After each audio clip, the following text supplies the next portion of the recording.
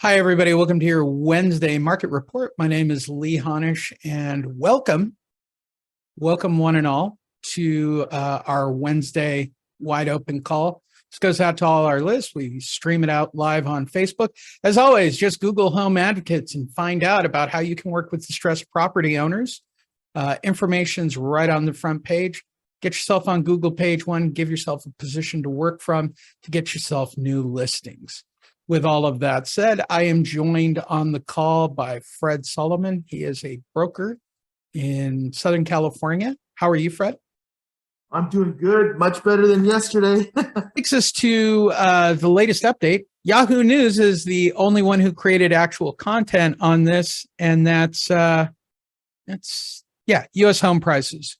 So let's take it away with the U.S. home prices. Two reports came out. Catch up speed now. Some economic data out today. First up, higher interest rates again reflected in falling home prices. The Case-Shiller Index, which measures home prices across the country, fell 1% from August to September. The index down 2.6% over the past 3 months. However, pull back a little bit. Home prices still 10.6% higher than they were a year ago. All in all, pretty good number if you're a homeowner. We also got it's still up, Fred. Still up 10. Okay, so let me jump ahead in this because there were two reports that came out yesterday.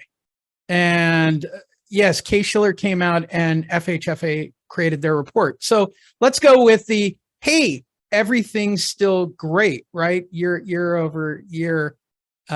This is one of those reports. This showed up in my email box.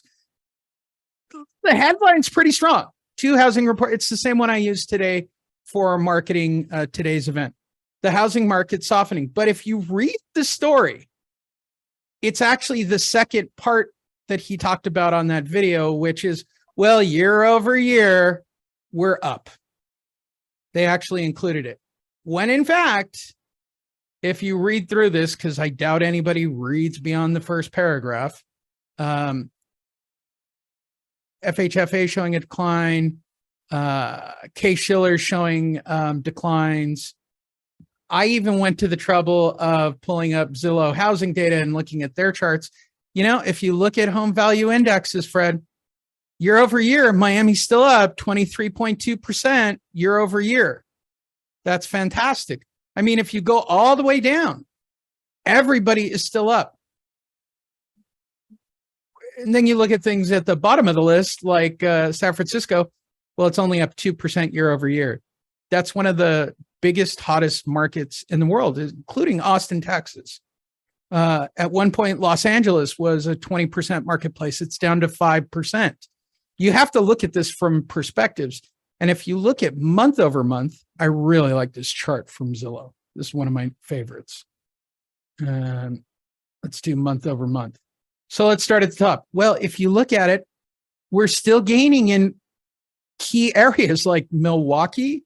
I mean, Los Angeles gained almost 0.5% in appreciation. Yeah, well, okay, I guess. But if you look at it, the number of negative markets now, Orlando, Phoenix, Tampa, Salt Lake, Detroit, New York, Miami, which was the single hottest market. Look at the markets that are going up into the negative zone. Denver's declining. And the number one declining markets, well, that would be Las Vegas, Fred. Las Vegas all by itself is the number one declining market, which I've documented on a few of these calls. Followed by Austin, which was the hottest real estate on the planet. It's where most everybody in LA who was a celebrity moved out to. They moved out to Austin. Well, it's in the negative zone. All those people who bought at the top of the market will shortly be in a negative equity position if they bought within the last couple of years. And look at these markets. Boston, these are major markets. San Diego, San Antonio.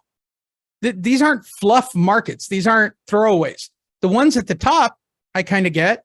I mean, hey, look, LA's still on the list to a degree. St. Louis is still on the list. Riverside made the list. But that gap is going down slowly but surely month over month. And again, when talking about these things, by the way, you can download this. How simple is that, Fred? Make it into a PDF. Use it. Enjoy it. Month over month when we talk about these things. Where do you stand on this whole, well, we can tell the year over year story. We can tell the year over year story, right? We can paint a rosy market. Miami still year over year, 23.26%. But the day-to-day real estate transactions, the value's going down. How do you explain that to someone in that market? And then you get to places like Las Vegas, where they can easily look this data up and go, oh, well, year over year, Las Vegas is still up 8%.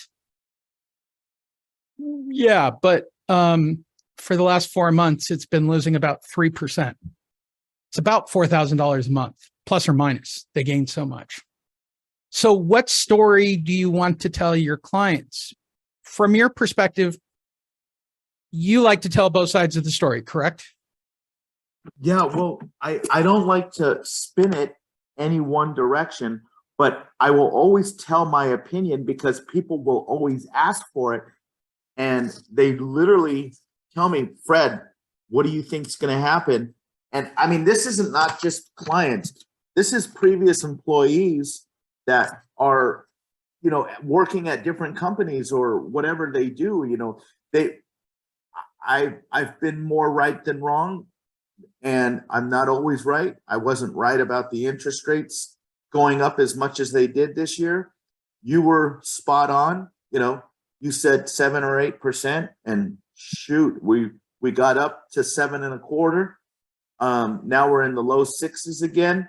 But the way I see it, I could easily see these interest rates going back up again based on this rail strike. So it's serious. It's a serious issue. It's going to affect real estate.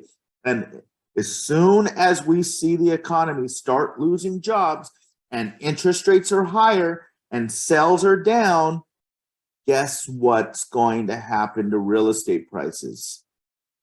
They're coming down. Right. And it's a good distraction. It's our job. It's our job to let our clients know that they need to watch the job market. And if they see unemployment creep up and people start losing jobs, then you better put that darn for sale sign on that home yesterday. And it all comes down to right now is we're seeing inventory increase. So people are getting, remember the conversation I had? I said, well, Mary Lou, I think it's about time that we should sell that house because the way I see it, prices them be coming down. I know that's a terrible accent, but I'm sorry. As soon as they have that conversation at the dinner table, that they feel that that's what's going to happen to real estate prices. If that's what everybody feels, guess what's going to happen to real estate prices? It's actually going to happen. It's like The Secret. If you think it's going to happen, it's probably going to happen. Right? Yes. For a fact that I live by that mentality, but 100%. But holy God, that was pretty funny what I did right there. I didn't expect myself to do that, but I had a good time doing it. And that's the same conversation. I do that voice in front of my clients too. And it's just because I'm passionate about what I think. And I laugh about it after I do it. But while I'm doing it, I can't help myself. I have to do it because that's what I see. And I want people to know that when middle America or when some dude and his wife are talking at the dinner table and they're having that conversation and they're out in the middle of Kalamazoo or wherever the hell they are, guess what? That's when it's going to happen. And yeah. So it's happening now.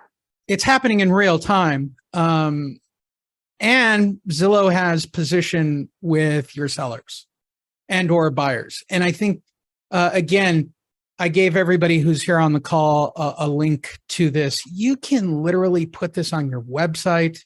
You can share it as a link. I don't know if I would do that. I'd probably download it as a picture and I use just it that downloaded way. it.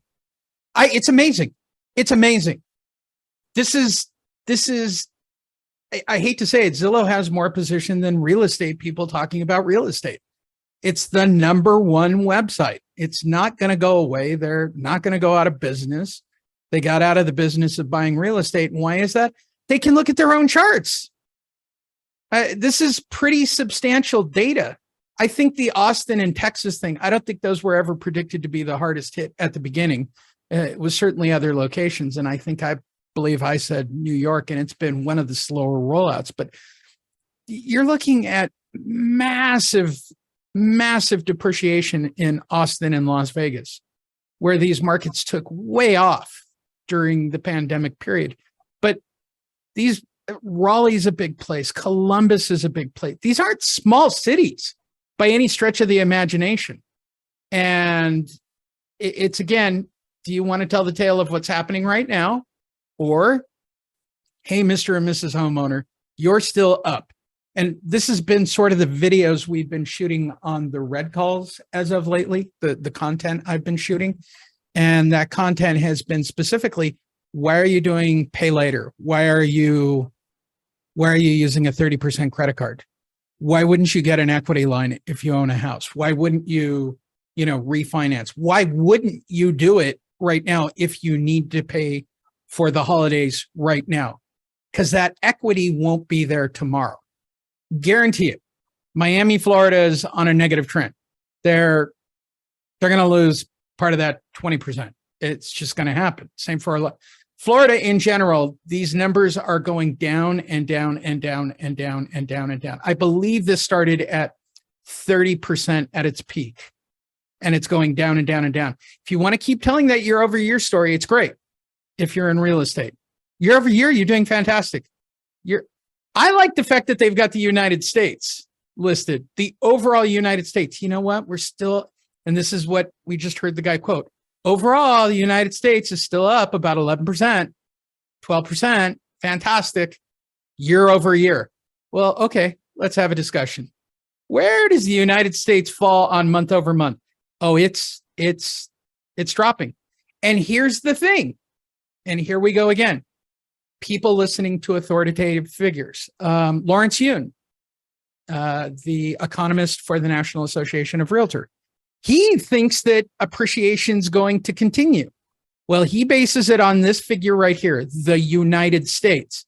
And he thinks this is still going to be a positive number into next year. Why would he say it? It's still a positive number.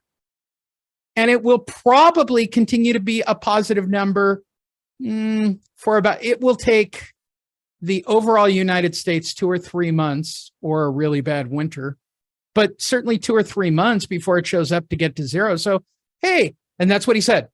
Going into 2023, I think prices are going to appreciate, just not as fast, but we will continue to show growth.